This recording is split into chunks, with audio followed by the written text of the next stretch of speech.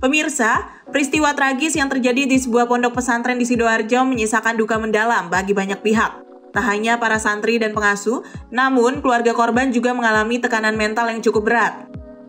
Rasa kehilangan orang tersayang tidak hanya disebabkan oleh kematian, tetapi juga oleh peristiwa lain seperti putusnya hubungan, anak yang pergi dari rumah, dan juga orang tua yang kabur dari rumah tanpa kabar. Perasaan kehilangan ini dapat berdampak pada kesehatan mental dan fisik, memicu kesedihan, kemarahan, rasa bersalah, mati rasa emosional, serta menurunkan sistem kekebalan tubuh dan nafsu makan. Kehilangan orang tersayang menjadi salah satu momen terberat dalam hidup. Tidak hanya menimbulkan luka mendalam, rasa kehilangan orang tersayang dapat berkembang menjadi trauma yang mempengaruhi kesehatan mental. Lantas, bagaimana cara mengatasinya? Simak penjelasan selengkapnya bersama Dr. Lahargo, spesialis kedokteran jiwa, di Studio Hidup Sehat pagi ini.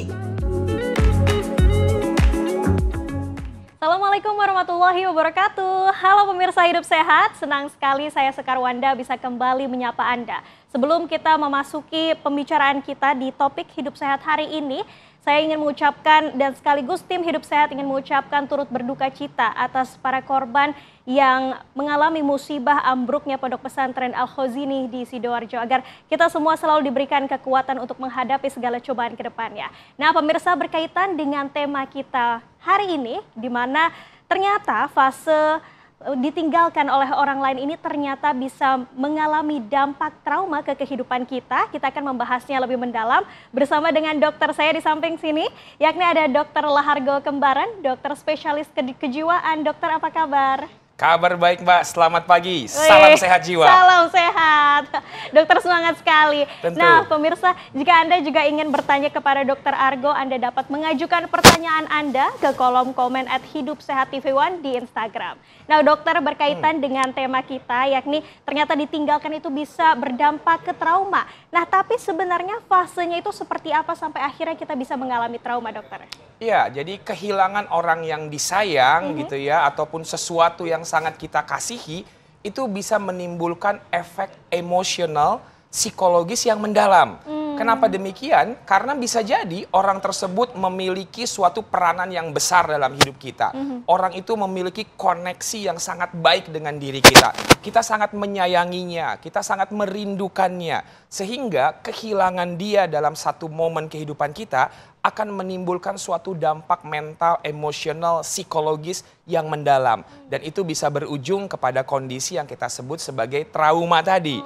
Karena trauma ini bukan cuma tentang trauma fisik ya, atau luka fisik, tetapi trauma bisa juga terjadi secara psikologis, atau kita menyebutnya luka psikologis. Dan luka psikologis ini bukan cuma mentalnya, perasaannya, tetapi sebenarnya tentang apa yang terjadi pada otak seseorang karena peristiwa traumatis yang pernah dialami dalam kehidupannya. Dan ini tentunya punya tahapan-tahapan ya Mbak Sekar gitu ya. Jadi ada tahapan kalau ada peristiwa traumatis yang terjadi yang kita sebut sebagai Kubler-Ross phase ya. Jadi yang pertama adalah tahapan yang kita sebut fase denial. Dia menolak, nggak bener nih, orang yang saya sayang ini sudah nggak ada, anak saya sudah meninggal atau pergi misalnya. Itu fase pertama. Fase yang kedua adalah fase anger atau marah. Jadi kita marah pada situasi, marah pada orang lain, kadang-kadang marah pada diri kita sendiri, dan sering juga marah sama Tuhan, kenapa saya diberikan peristiwa seperti ini. Baru fase yang ketiga adalah fase bargaining, tawar-menawar. Aduh, seandainya dulu dia nggak saya sekolahkan di sana, seandainya saya dulu mendampinginya, menjawab teleponnya, dan lain sebagainya. Baru fase yang keempat itu adalah fase depresi. Saya tidak semangat untuk hidup, buat apa saya melanjutkan hidup, sedih yang sangat mendalam. Tetapi kalau fase ini semua bisa dilalui dengan manajemen stres yang baik, support system yang cukup, masuk ke fase yang terakhir, yaitu adalah fase acceptance. Menerima dengan ikhlas bahwa ini peristiwa yang diizinkan terjadi dalam hidup kita. Oke, nah dokter, berkaitan dengan tadi ini ada fakta atau mitos. Ya. Kehilangan atau kematian seseorang ini bisa membuat kita menjadi susah mengontrol diri, menjadi mudah marah, dan bahkan jadi stres. Fakta atau mitos? Ya, itu fakta gitu ya. Karena setiap peristiwa yang kemudian terjadi dalam hidup kita dan memberikan efek trauma, dia akan memberikan respon. Kita menyebutnya itu respon trauma. Ada 4 respon trauma yang sangat umum. Yang pertama namanya fight.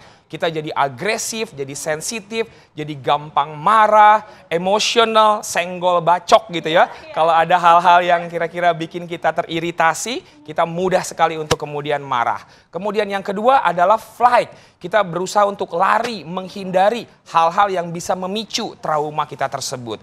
Yang ketiga adalah freeze. Kita jadi bengong, mati rasa, bingung, nambing, nggak bisa ngomong gitu ya. Karena menghadapi peristiwa yang nggak kita harapkan. Dan yang terakhir adalah fawn katanya. Kita jadi people pleasure ya, kita jadi ingin menyenangkan orang lain agar trauma itu tidak terjadi lagi. Nah, respon trauma yang seperti ini pada setiap orang itu bisa berbeda-beda dia.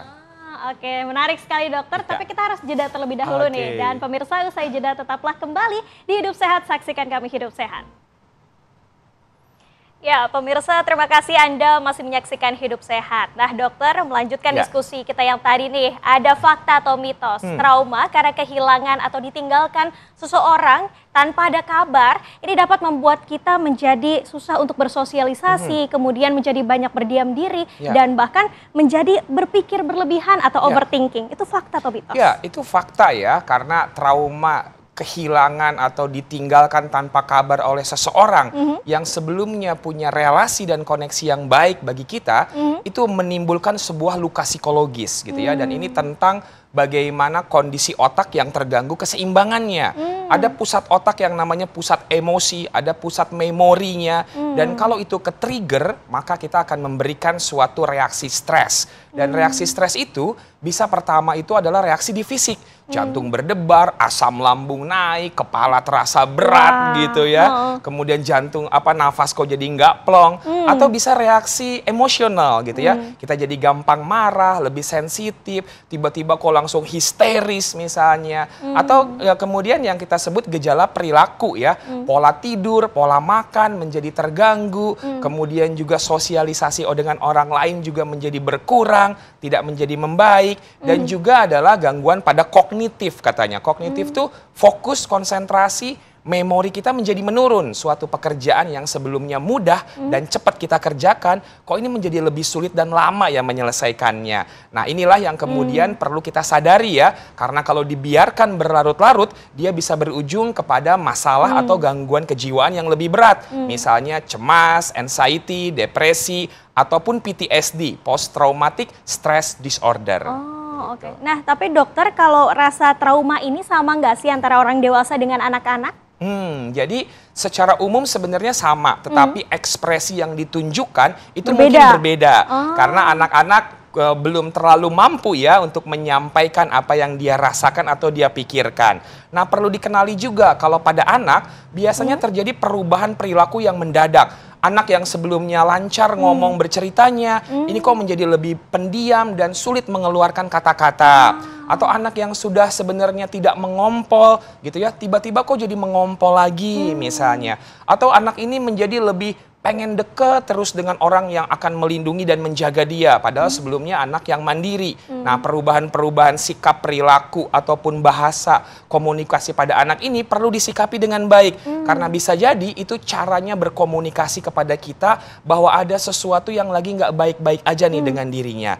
Disitulah kita sebagai orang tua perlu lebih aware ya, lebih perhatian, jangan fokus pada perilakunya, tapi fokus pada mungkin ada cerita atau kisah yang hendak ditunjukkan lewat pola perilaku tersebut. Oke, nah dokter, tapi normalnya orang sedih itu mengatasinya berapa lama sih? Tapi jangan dijawab terlebih dahulu, kita harus rehat sejenak. Dan pemirsa, usai jeda kita akan kembali hadir untuk Anda.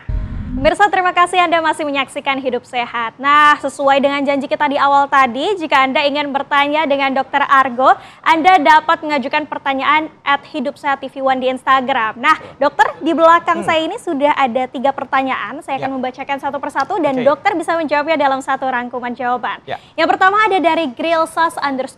Permisi dok, gimana sih dok kehilangan yang dapat mengubah identitas atau cara memandang diri sendiri? Yang kedua ada dari Hanum_. Izin bertanya dok, mengapa kehilangan orang tercinta bisa meninggalkan luka yang begitu dalam secara psikologis? Dan yang terakhir ada dari Razaan.740. Assalamualaikum dok, izin bertanya, ini saya habis diputusin sama orang tersayang. Habis diputusin saya sempat depresi berat dan hampir mau bunuh diri. Apa dampaknya ya bagi kesehatan mental? Mohon dok penjelasannya. Ya, jadi setiap orang pasti menghadapi situasi masalah yang berat dalam hidupnya ya. Kehilangan, diputusin, ataupun hal-hal yang berkaitan dengan pekerjaan akademik. Tetapi ketahuilah, itu hanya 10% dari permasalahan dalam hidup kita. Dan 90%-nya adalah bagaimana respon kita untuk menghadapinya. Itu yang akan menentukan outcome berikutnya. Kita boleh memilih untuk bersikap tenang, bersikap bahagia, mencari support system, mengembangkan coping skill, strategi manajemen stres yang lebih baik dalam hidup kita, maka semuanya itu akan kita bisa lewati tentunya. Satu hari yang buruk bukan berarti hidup yang buruk ya. Kalau kita hanya terpaku dengan halaman ini saja yang kita baca tentang hidup kita nggak pernah bisa mengetahui halaman-halaman kehidupan yang lainnya kalau kita nggak berani untuk membuka halaman dan lembaran yang baru dalam hidup kita tentunya.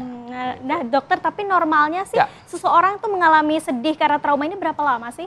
Jadi biasanya sedih gitu ya, kemudian rasa cemas, kosong, hampa, menangis, nggak semangat, itu lihat itu dalam 2 minggu. Kalau dalam 2 minggu berturut-turut kita merasakan hal yang seperti itu, harus hati-hati, ini mulai jatuh kepada keadaan yang namanya depresi. Dan bukan cuma perasaan yang menurun, tetapi juga sudah mulai mengganggu ya fungsi kehidupan kita, relasi, dan produktivitas dalam hidup kita sehari-hari. Kalau itu sudah terjadi, jangan ragu untuk datang dan berkonsultasi ke profesional kesehatan jiwa seperti psikiater, psikolog, perawat jiwa, konselor, dan yang lainnya tentunya. Oke, nah dok, terakhir nih, boleh dong tipsnya agar kita bisa menghadapi rasa trauma ini, khususnya bagi karena kehilangan ini.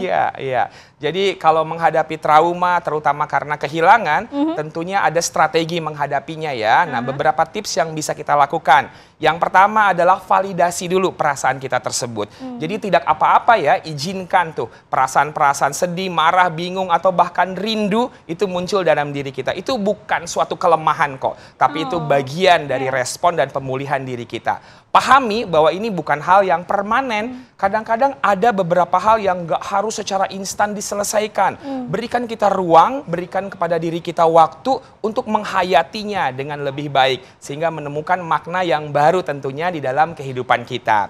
Kemudian juga coba ventilasikan ya perasaan tersebut dengan menceritakannya kepada orang lain. Ataupun dengan membuat journaling ya di buku harian kita. Keluarga, teman, mungkin bisa membantu kita ya untuk kemudian memberikan perspektif yang berbeda. Menceritakan apa yang kita rasakan di jurnal itu ya. Betul sekali gitu ya. Atau kirim WA ke nomor sendiri, bikin note. Ternyata itu adalah hal yang baik ya. Kemudian juga jangan selalu bertanya kenapa ini terjadi gitu ya. Tetapi lebih melihat apa yang bisa aku pelajari nih dari hal ini. Karena masa lalu itu nggak bisa diubah dan diulangi kan gitu ya. Tidak ada cerita baru dari masa lalu, tetapi yang ada adalah lesson learn-nya, pelajarannya seperti apa. Kemudian juga jangan lupa untuk menjaga keseimbangan dan kesehatan fisik kita. Makan yang teratur, berolahraga rutin minimal 30 menit sehari, tidur yang cukup, batasi screen time yang berlebihan. Itu akan membuat kesehatan kita menjadi lebih baik dan itu pun akan berdampak tentunya bagi kesehatan mental kita. Beri ruang juga ya bagi sisi spiritualitas kita. Karena menemukan perspektif, makna dari sisi spiritual juga merupakan suatu coping skill yang akan membantu kita menjadi lebih baik lagi di dalam kehidupan kita ke depan. Dan mulai juga kita mengekspresikan perasaan yang nggak enak tadi dengan kemudian melakukan berbagai hal-hal atau kegiatan-kegiatan. Mulai dengan hobi-hobi yang baru mungkin, coba juga untuk berkoneksi, membangun relasi yang berbeda dan lebih sehat, mengintegrasikan kehidupan kita dengan hal-hal yang lain, akan mengisi kehidupan kita dengan keadaan yang lebih bermakna tentunya dalam kehidupan kita. Jadi belajar menerima keadaan tanpa membenci kenyataan. Wow, luar biasa. Terima kasih Dr. Argo atas paparannya. Ini sangat memberikan motivasi untuk saya untuk bisa menjalani kehidupan yang ke depannya. Karena jika kita hari ini mengalami hari yang buruk, bukan berarti kehidupan kita buruk, ya kan pemirsa? Dan itulah tadi paparan dari Dr. Argo. Jangan lupa saksikan Hidup Sehat setiap hari Senin sampai Jumat pukul 8.30 waktu Indonesia Barat. Saya Sekar Wanda pamit undur diri. Terima kasih atas perhatian Anda. Sampai jumpa. Indonesia, hidup sehat!